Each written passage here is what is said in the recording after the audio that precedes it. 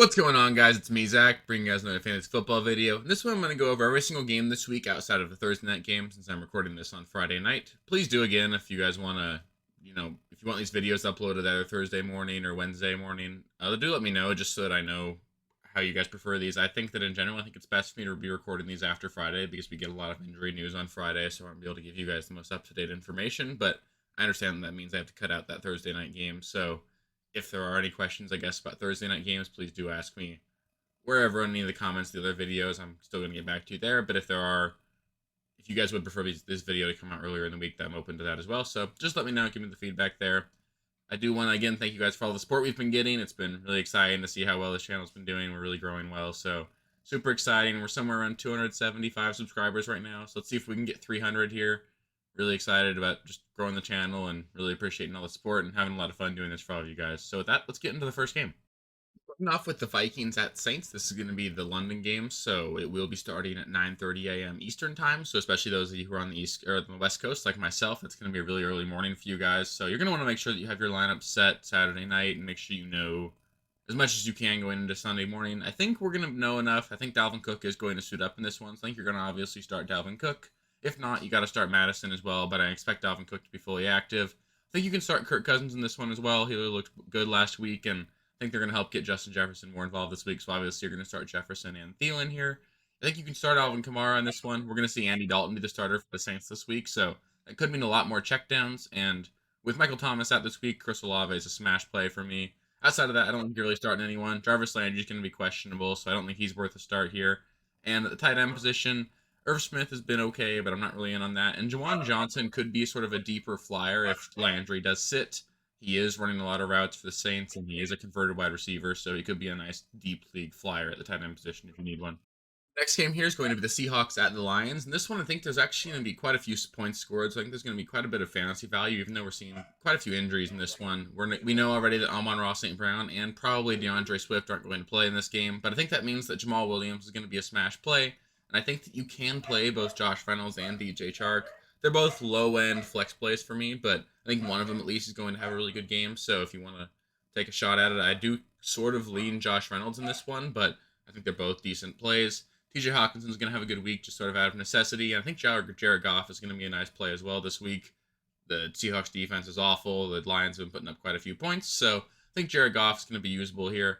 You can start DK Metcalf and Tyler Lockett. The Seahawks have been a little bit more up pace in offense so far the last couple weeks. So I do expect there to be enough volume going around in the game where they're going to play keep up. So you can play both these wide receivers, but you're not going to play anybody else in the Seahawks offense. You're still just not comfortable starting any Seahawks running backs. Neither one, Walker or Penny, has really separated themselves as a clear enough workhorse that it's worth really playing either one of them, given that they're not really getting third down work and they're on an offense that's not really scoring too many points this season. The next game here is going to be the Jets at the Steelers. This one's going to be a pretty gross game. I'm not really excited about watching this one, but I think that you can get away with starting Garrett Wilson and Elijah Moore in this one. Elijah Moore's been running a ton of routes, and the Steelers' defense, especially in the secondary, has been really awful so far. I think there's going to be a lot of passing volume for this New York Jets offense. I think you can also start Breece Hall. He's just been the more involved pass catcher in this Jets offense, and he sort of separated himself in terms of snap percentage last week, so he's the only running back I want to start on the Jets side of the ball, although Michael Carter's been okay. I think you can start Tyler Conklin. The tight end position is such a wasteland, and he's been seeing enough targets that if you have him, you're probably starting him. On the Steelers side of the ball, you're going to start Najee and Deontay Johnson every week, and you probably got to start Pat Freiermuth, just given where you drafted him and what your other options are at tight end. I'm not really going to play either of the quarterbacks this week, and as much as George Pickens flashed last week, I don't think he's going to work because Claypool still takes enough of that volume that I don't think Claypool or Pickens are startable in fantasy this week. The next game here is going to be probably one of the grossest ones of the week here. We got the Bears visiting the Giants. This is going to be a game where each team is probably going to run the ball 35 times. It's not going to be a fun game to watch unless you like watching 1970s football. But with that being said, we're going to see David Montgomery miss this week, so Khalil Herbert's going to be an auto start for me this week. He's probably going to be a top 10 play. He's a really talented runner. He did really great last week, and the Giants defense doesn't scare me. And obviously, you're going to play Saquon Barkley. He looks like himself. He's getting all the volume, so you're going to play Barkley. As far as the receivers go in this game, I think you can get away with playing Richie James just because of how necessary he is to this Giants offense, but I don't think I'm starting anyone else, and if you don't want to start Richie James, I totally get it. I think he's a low-end flex play for me, so you don't have to start him, but he's the only non-running back in this game that I think is even worth a look. Next game here is going to be the Titans at the Colts. And this one, I think it's pretty simple. You're obviously going to start both running backs, Derrick Henry and Jonathan Taylor. For the Colts, you're always going to start Michael Pittman. And I think for the Titans, you can play Treylon Burks this week. He did have a bit of a down week last week, but we finally saw his snap percentage rise to the point where he's being used like a true number one receiver in this offense. He is their most talented wide receiver. I'm not going to chase what Robert Woods did last week, so I'm going to bank on the Treylon Burks breakout happening this week against this Colts secondary. As far as the quarterbacks go, I'm not going to start either one of them, and don't think this is going to be a Nyheim Hines week. I expect the Colts to sort of get the lead early and just hold on to it, so I don't think you're going to get too many checkdowns to Nyheim Hines. You're not going to see the Colts being too... They're not going to need to necessarily air it out this week, so I'm not really too high on playing Nyheim Hines this week if I don't need to. Next game is going to be the Chargers at the Texans. I think this is going to be a bounce-back game for this Chargers offense. I think you're probably starting everybody. We do know that Keenan Allen's going to miss in this one, so for me that just means Joshua Palmer is going to be the next man up. So you're going to play Joshua Palmer. You're obviously going to play Austin Eckler and Mike Williams every single week along with Justin Herbert. And I think Gerald Everett's a nice play this week as well. He's just been involved enough in this offense, and he looks good enough that with how bad the tight end position is, you just got to play Gerald Everett if you have him. On the Texans side of the ball, I'm really only comfortable playing Dameon Pierce and Brandon Cooks. I know Brandon Cooks has been awful so far, but he's getting the volume. He just got a 44% catch rate on the season. That would be by far a career low, so that's going to come up. I think there are better days ahead for Brandon Cooks. Dameon Pierce, he's not going to get the receiving work, so if the Texans do fall down early, this could be a rough game for Dameon Pierce. So I've got him as a low-end running back 2 this week. He's by no means a must-start, but if you need him and have him, you probably need to start him. And the only really real player that you might be considering in deeper leagues would be DeAndre Carter. He will be the number 3 wide receiver for this Chargers offense this week. I'm just not in on that. There are going to be too many targets to Mike Williams, Palmer, Everett, and Eckler that you don't need to play DeAndre Carter unless you're in like a 2-flex 16-team league. This next game is going to be the Browns at the Falcons. For me, you're obviously going to start both Browns running backs, Chubb and Hunt, and I think you got to start Amari Cooper along with David Njoku. Amari Cooper is the clear wide receiver 1 in this offense, and he's done really well the last 2 weeks, so he's an obvious start. And David Njoku, he broke out last week, and the tight end position's so bad that you got to chase those points. For the Falcons, I think you can play Cordarrelle Patterson this week. He's looked really good so far this season. He is dealing with a bit of an injury, and he's going into this game questionable, so keep an eye on that. If he does miss this game, I don't think there's another running back that I'd be willing to suit up. I know Tyler Algier is sort of the only guy left there, but he hasn't really looked great on the ground so far, and I'm just not going to play him if Patterson doesn't play here. Obviously, every week you're going to start Drake London with how great he started the season. You're going to start Kyle Pitts every week because he's got upside in him like crazy, and you draft him to be a top 3 tight end, so you got to play him. I'm not going to play Marcus Mariota this week. I just don't love the matchup, and I think that you can find better streaming options this week if you need a better streamer on the quarterback position. The next game here is going to be the Commanders at the Cowboys. For me, this one's pretty simple as well. Every single week so far, and this week as well, you're going to start Antonio Gibson, and you're going to start all 3 receivers for the Commanders, Curtis Samuel, Terry McLaurin, and Jahan Dotson. For the Cowboys, you're going to start Tony Pollard and Ezekiel Elliott this week. They're running this offense through the running backs pretty clearly. They've both got a pretty good shot to score. I think Zeke is more likely to score this week, but Pollard's more likely to catch some passes, so depending on PPR versus standard scoring, I think you might flip-flop which one I prefer, but you probably don't have both, and I think they're both a start for you this week. And CeeDee Lamb's also going to be a must-start every single week.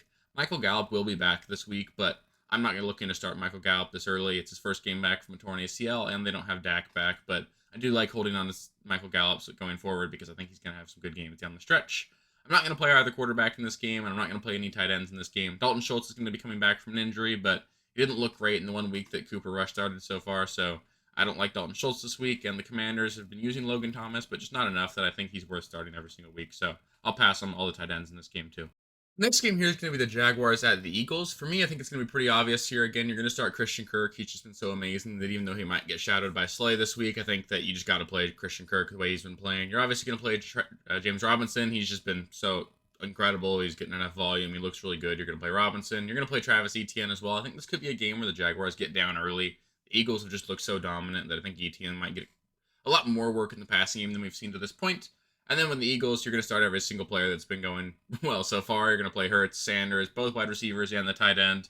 This Eagles offense has been absolutely bananas, so you got to play everyone there. I'm not looking to play Trevor Lawrence this week. It's just a tough matchup. And same thing with the auxiliary receiving pieces there. Zay Jones and Evan Ingram, I'm just not necessarily interested in playing these guys, and it's just what's going to be a tough matchup. But they could certainly get enough volume in a game that they could be trailing to make up for it, but I'd stay away from those guys this week. Next game here is going to be what's probably going to be the game of the week here. We've got the Bills visiting the Ravens. This game is going to be a shootout. Both teams have got banged up secondaries and offenses that can really put the pedal to the metal. So you're going to start everybody in this game. You're going to start Josh Allen. You're going to start Devin Singletary. He just got so much passing game volume that you got to play Singletary again. You're going to play all the Bills wide receivers, Stephon Diggs, Gabe Davis, and Isaiah McKenzie. Keep an eye on Gabe Davis. He did sort of re-aggravate that ankle injury this week on Friday, so keep an eye on him. He says he's going to play on Sunday, but he played last Sunday and didn't really look like himself, so I'd be a little worried they might hold him out this week, so do keep an eye on that. If he sits, there's not really another player that I'd be looking to start this week. I just think that it makes Isaiah McKenzie even better. And on the Ravens side of the ball, you're obviously going to start Lamar, you're going to start Mark Andrews, and you're going to start Rashad Bateman. I don't really trust any other Ravens wide receiver. I know Duvernay's had a great start to the year, but I don't trust him here, and I want to take another week on this J.K. Dobbins stuff. I know he looked good last week. He got enough volume. I think he had 30% of the snaps, so looking to see a little bit more volume out of J.K. Dobbins this week. He doesn't necessarily have to do great from a fantasy perspective because it's a tough matchup, but I want to see him be more involved and look healthy again before I trust him in my fantasy lineup. And I'm also going to sit Dawson Knox in this one. He just hasn't been involved enough in the offense for me to trust playing him until I see it. Next game's going to be the Cardinals at the Panthers. This one should be a pretty close game, which is kind of odd given the fact that just from my point of view, I think the Cardinals are a far more talented team than the Panthers. But for whatever reason, they're struggling. They just can't seem to win games. So they're sort of a tough one to read. But on the Cardinals side of the ball, you're obviously going to play Kyler Murray, James Conner, and Marquise Brown every single week. I think you also have got to start Zach Ertz. He's just been one of the more involved tight ends in an offense so far this season. So you got to play Zach Ertz. I think Greg Dortch is worth a look this week. If Rondale Moore does suit up, I wouldn't be playing Greg Dortch, but Greg Dortch has been producing. He looks decent, and there's really no other receiver that stepped up, so he's going to be the number 2 receiver for an offense that's going to air it out. So you can play Dortch this week. For the Panthers, you can really only play Christian McCaffrey and DJ Moore. Christian McCaffrey is dealing with a bit of a thigh injury, so do keep an eye on that. He's listed as questionable going into this game. I think that if McCaffrey were to miss, you'd see a pretty even split between Deonta Foreman and Chuba Hubbard. I would sort of expect Hubbard to get more of the passing down work and Foreman to get more of the first and second down work.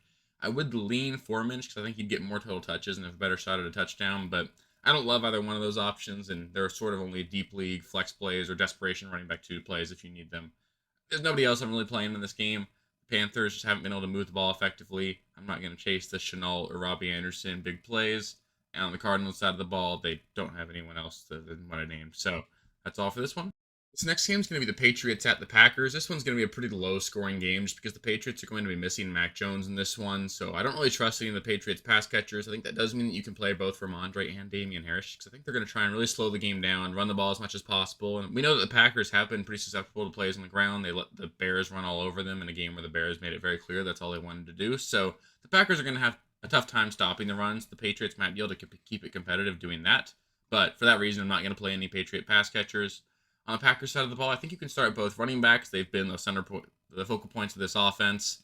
It's going to be a low-scoring ground and pound game anyway, so both these guys are probably going to get 15 to 20 touches. Only one of them will probably score a touchdown, so they'll have the better week, but I do lean Aaron Jones in this one just because he gets more of the receiving work, and he just is a bit more explosive as a runner.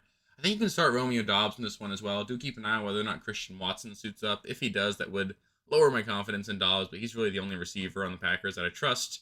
I don't think you want to start Aaron Rodgers in this one. It's just going to be a game where they're not going to have to put up many points. They're going to keep it slow.